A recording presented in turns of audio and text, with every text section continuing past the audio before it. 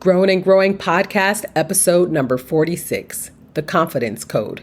The 3 layers of confidence for any stage of life.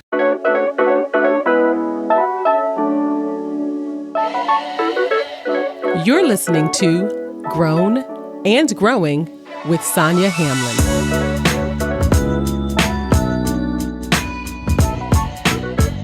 What's up, everybody? Welcome back to the Grown and Growing Podcast.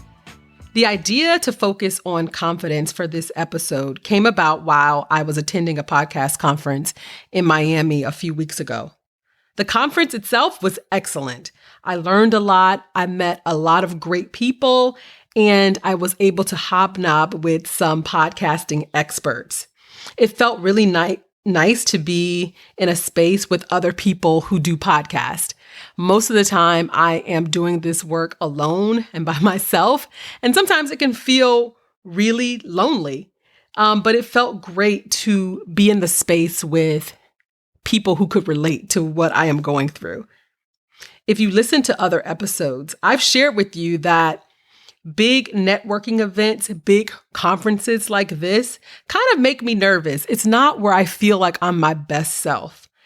And this was a room full of 1,000 podcasters. These were people who had podcasts or they wanted to start a podcast, and I was among the group.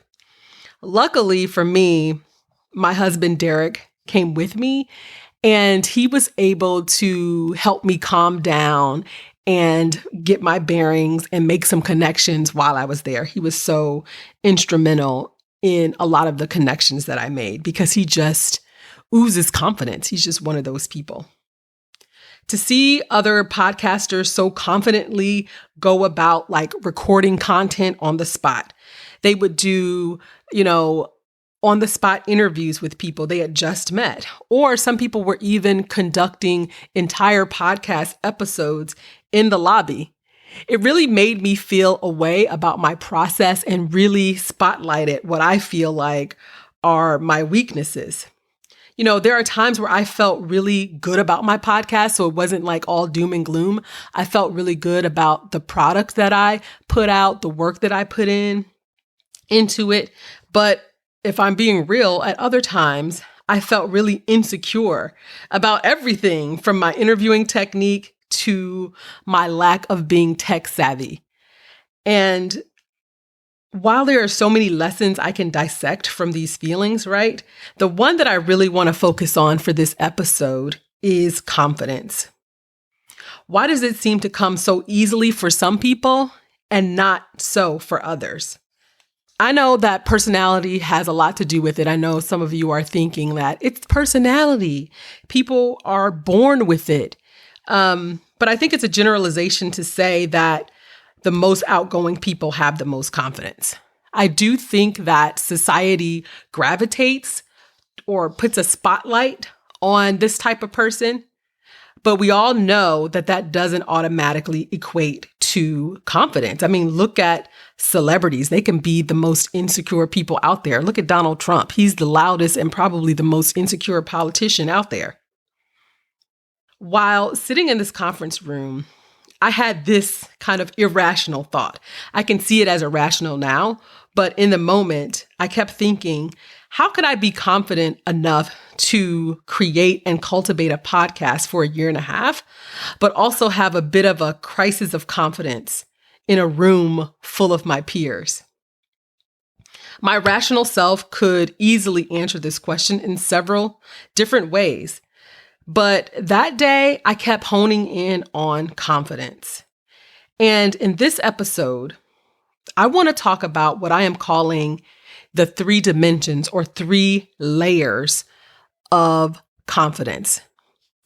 So, without further ado, let's get into this topic. Just so we're all on the same page, I decided to look up confidence in the dictionary. And Webster's defines it as a feeling of trust or belief, a feeling of certainty, assurance. So I just want to make sure we're all talking about the same type of confidence. I only know one definition, but just in case you were thinking about something else. I think that we can all agree that confidence looks different on different people. I think there's a spectrum, right? You have on one end of the spectrum, those who are loud and boastful. And then on the other end of the spectrum, you have those who have this quiet confidence about them. And then everybody kind of falls kind of in the middle, of these two extremes, I'll call them. I'm sure you can name someone who seems to be the epitome of confidence. I feel like we all know someone like that. I know my husband is one of those people who seems to be confident in every situation. Nothing ever seems to get him down. He never thinks that he can't do something. I know him intimately, so I know that he does feel insecure at times, but it just doesn't stick to him for some reason. Sometimes we can feel like people like this are born with it. It's you're either born being very confident or you're not.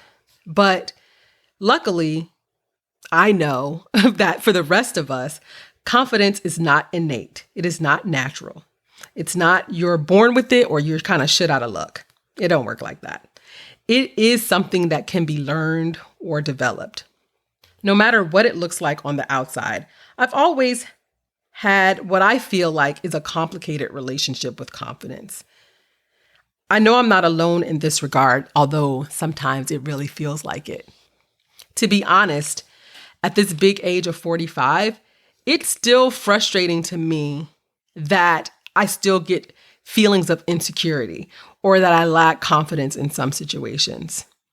It's like, haven't I lived long enough to know better? Aren't I too old for this? This is what I'm thinking.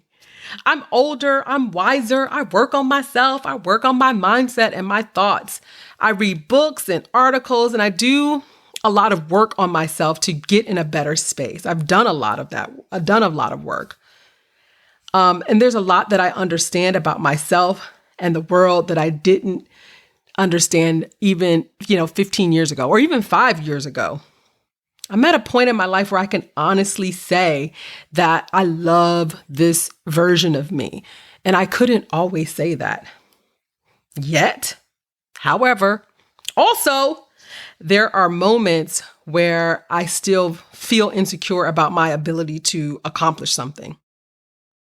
Will there ever come a time where I won't have these lapses in confidence? Is it even a worthy goal? Is it even a worthy goal to think that I won't? I don't know. I think back to Michelle Obama's second book, where she talked about the process of writing her first book, Becoming. And she talked about how she felt insecure about releasing this book. She was afraid. She was afraid that it was going to fail, which is like, ma'am, you're the most popular woman in the country. How could you even think that something that you would do would fail? But she felt that way. And the book came out and it allowed her to have her book tour in arenas. This is where Michelle Obama had to have her book tour because so many people wanted to go.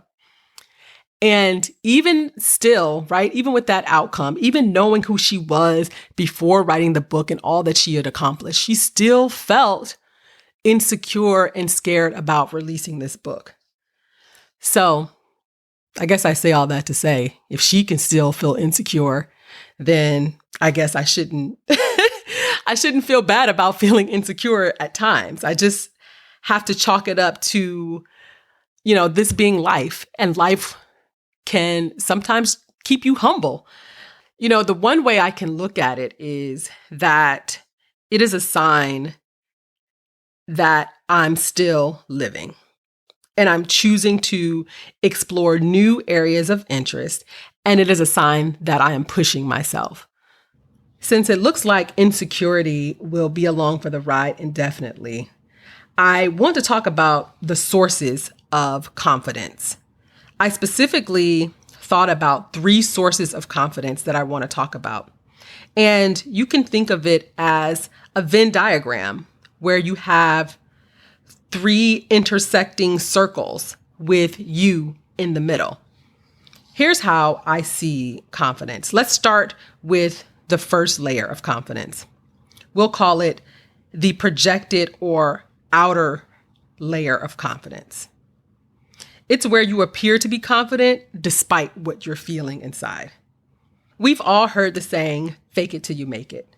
And this generally applies to this first layer of confidence. It's something I really relied on heavily when I was new to my career, particularly when I switched jobs or got a big promotion. This type of confidence would be helpful in getting me through meetings and meeting new people and adjusting to my environment. We can be taught to have an outward appearance of confidence. You can change your body language, right? You can have great eye contact. You can sit up straight. You can have a firm handshake, or you can adjust the way you talk by using impressive words, not in the way that T.I. uses them, but in a different way. You can speak slowly. You can avoid filler words, and this will all give you the appearance of being more confident, even if you don't feel that way inside. There are experts and many training programs that will teach you how to project confidence in any setting. These are good and necessary skills to have, but I consider this a superficial, albeit useful, source of confidence. And I say this because its usefulness will eventually wear off, and you're going to have to show improve, right? For some people, you can practice this type of confidence and it can lead to feeling real confidence if you put in the work. Which leads me to my second layer of confidence, which is defined by your experience or skill set. The more you do something, the better you'll get at it, the more confident you'll become. This is the type of confidence that I have pursued and relied on for most of my life. I am confident in the skills that I have, either naturally or acquired through some type of education or experience. And this is really kind of the source of my confidence. It's a lot of practice, a lot of failures, a lot of wins. This is what makes up this source because I have a lot of experience, or skill doing a certain thing. This type of confidence can take you a long way in life. You can be promoted. You can be paid more, respected more, sought after more based on this type of confidence. This makes the world go round, particularly capitalism, right? And it works well for most people. But there can be a quote unquote downside to basing your confidence on skill or experience. Here are some things that I kind of note are downsides. It's transactional. You have to do something to get something. You put something in to get something out of it. You can't be good at everything, right? There will be times where you won't know something. And so what do you do then? What do you rely on then? The third thing is you can box yourself in. You only do what you know or what is adjacent to what you know. And so you end up putting yourself in a box. Lastly, I see it as sort of a false armor, right? You believe that it will protect you from ridicule or failure or judgment or conflict, and it won't. So again, having your confidence based on your expertise and experience is helpful and necessary. But to be honest, for me, I'm looking for a source of confidence that's even deeper than this. Earlier in the episode, I talked about feeling more comfortable in my skin more than any time in my adult life. And it feels really good. And this is closely tied to that third layer of confidence. Before I explain to you how I define this type of confidence, let me explain to you what feeling cozy, shout out to Queen Bee, in my skin means for me. What does it mean to be cozy in Sonia's skin?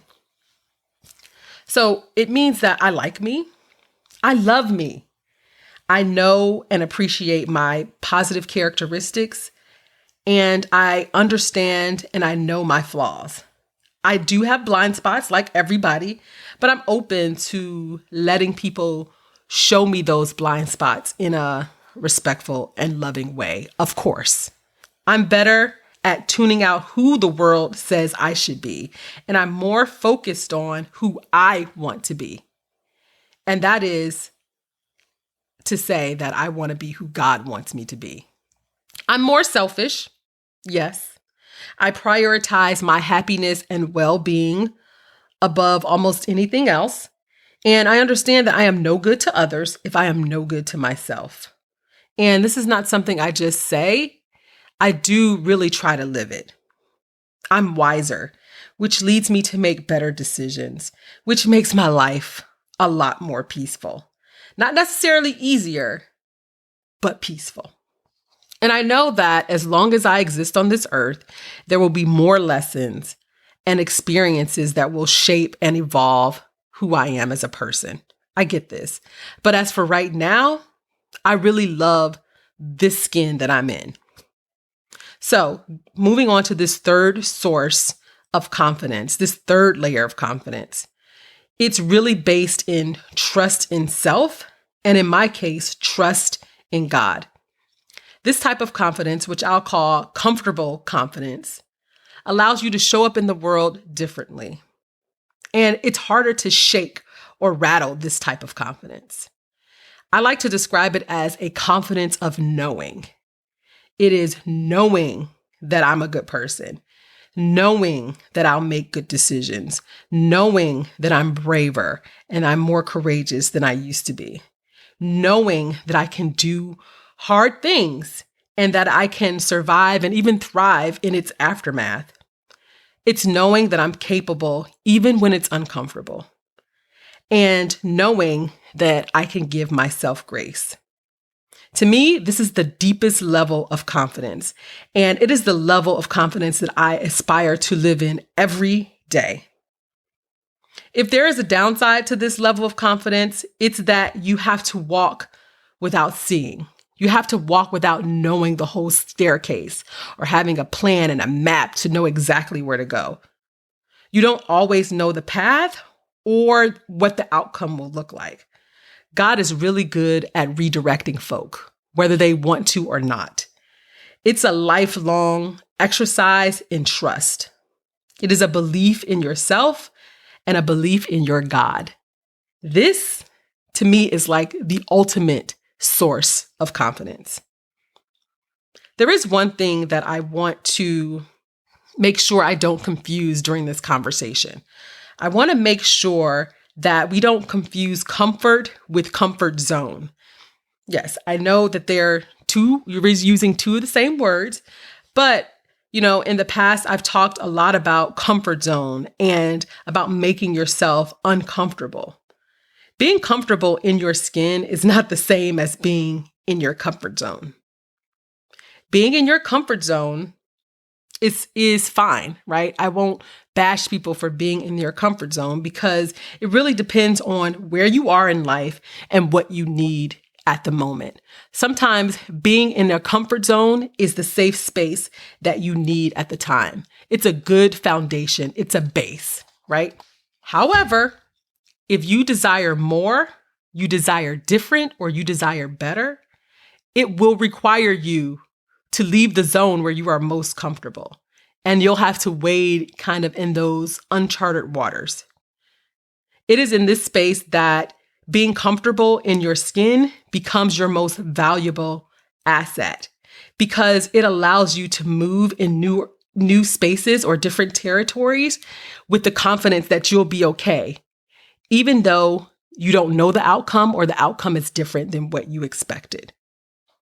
And here's what I've also learned about being uncomfortable. It's inevitable. I wish it weren't so. I really do. But if you're looking to go from here to there, from bad to good, or from good to great, there will be some level of discomfort if you're doing it right. Unfortunately, or fortunately, that is where the growth happens. And on the other side is a little bit more joy and a little bit more peace, or a lot more. So to recap, I've talked about 3 layers of confidence. The first was projecting confidence, and we'll call this like an outer confidence. The second was a skill-based or experience-based confidence. And the third level is what I'm calling comfortable confidence, which is an inner confidence. I'll be honest, the third level of confidence is new to me. I'm still getting to know it. I'm still getting to trust it deeply and unconditionally. It is the space that I want to live in every day, but I'm not there yet. It's possible to be able to float between all three layers of confidence, sometimes all in the same day. But to be honest, the outer layer of confidence is, something I'm really not interested in anymore. I'm really not interested in faking it till I make it anymore. I'm not. I'm just interested in showing up authentically as myself and connecting with people as myself. So that type of confidence is something that I don't lean on as much. I mostly waffle between that second layer and third layer of confidence. I want to live in the third layer, but I keep relying on the second layer, right? Because that is my comfort zone, really, to trust in my abilities and my skills. Unfortunately, for where I want to go and where I want God to take me, I may not have the skills for that yet. I may not have developed them yet. So trying to depend on something that I haven't developed yet is not possible. And so it is imperative that I learn to develop that third, deeper layer of confidence. When you are waffling between this second and third layer of confidence, it's really a breeding ground for insecurities. This is when they start to really pop up. You have your fear of failing, your fear of being exposed or being seen as an imposter, right? You have doubt. Who are you to do this thing? You have perfectionism. You have fear of looking stupid, fear of losing money. The great thing about this third level of having comfortable confidence is understanding that you don't have to have all the answers, that you can't control every outcome, but you have the ability to work diligently and figure it out. It's a deep belief that you can overcome. Let me give you one of the best examples of a comfortable confidence that I saw just today on Monday before recording this episode. It's about Sha'Carri Richardson. Track and field is one of my favorite sports to watch. Sha'Carri Richardson, if you're not aware, won the 100-meter dash at the World Track and Field Championships. She even set a record and a PR. The background on Sha'Carri Richardson is that she had a bumpy start to her professional track and field career. She came into my consciousness when she won the Olympic trials a few years ago and was disqualified because she had weed in her system.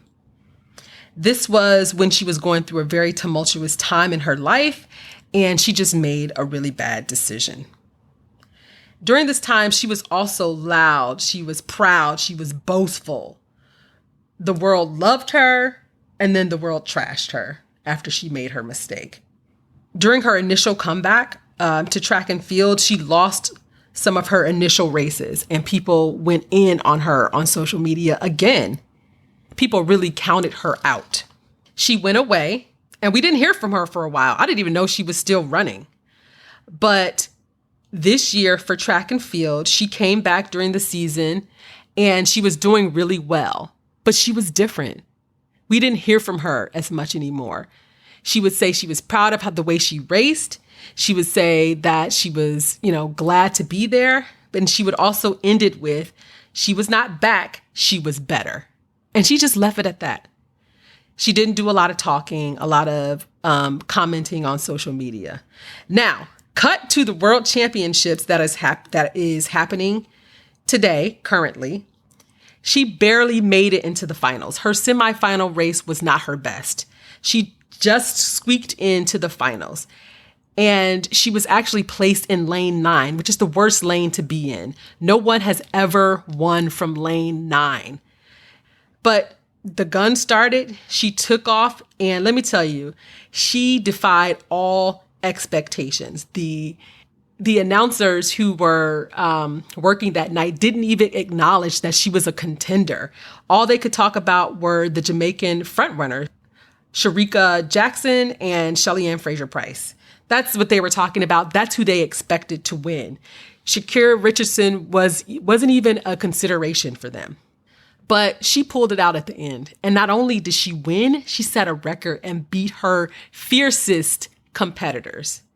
And when she was done, she just said, I wasn't boastful. I just put my head down, did my work. I told you I was a changed person. I believed that I could. I was in that ninth lane, but all I could focus on was myself, beating myself. And, I was just in the zone.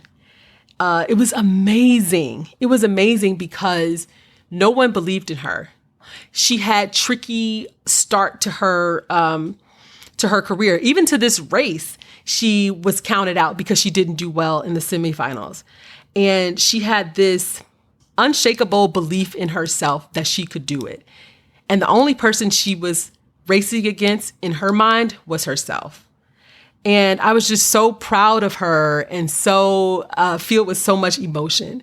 And it is an amazing example to me of what comfortable confidence looks like.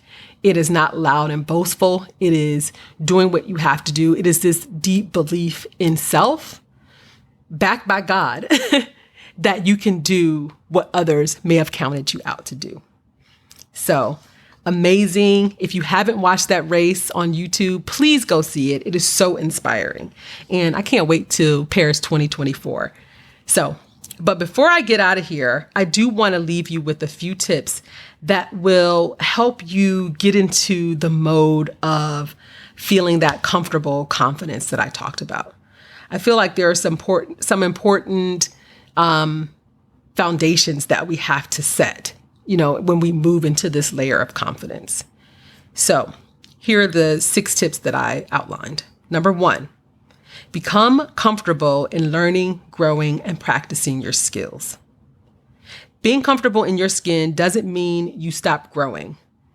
Let's be real. You have to put in the work. Number 2, be comfortable with failing. It is not always going to go your way. It just isn't. And so you have to know this, accept this, and learn from the failure. Number 3, be comfortable in being kind to yourself. I was recently listening. I don't even know if it was recently, but I listened to a live that Myleik Teele had. And one of the things that she said was she realized that she can get the same results being kind to herself as she could being harsh to herself. So previously she was always hard on herself, harsh, in order to get the best work. But she realized that she didn't need to be unkind to herself in order to get her best work. She can still get those same results being, kind and gentle with herself. So I want to shout out Myleik Teele for illuminating this lesson for me. Number 4, being comfortable with being uncomfortable. You've heard this before to the point where it's almost a cliche, I know, but it also happens to be true. To get anywhere, discomfort is your ride or die. It's going to be there. And so you have to learn how to walk with it. Number 5, be comfortable in asking for help. This is a big one for me. You can't do it alone. Ask for help. Pay for help in any area where you may need it. That's at home, at work, in your business, with your mindset, with your spirit. If you need help, go and get it. And finally, number 6, be comfortable in feeling like you got this. Yes, you have to big up yourself. It is not always easy, but it is always necessary. Think about your journey and what you've accomplished. Think about what you've overcome. All of the hard situations that you've triumphed over. When you're feeling like you can't do something, I just want you to take a walk down memory lane and look through all the things and remember all the things that you've overcome and know that you got this. Thank you guys for listening, and I will see you next time.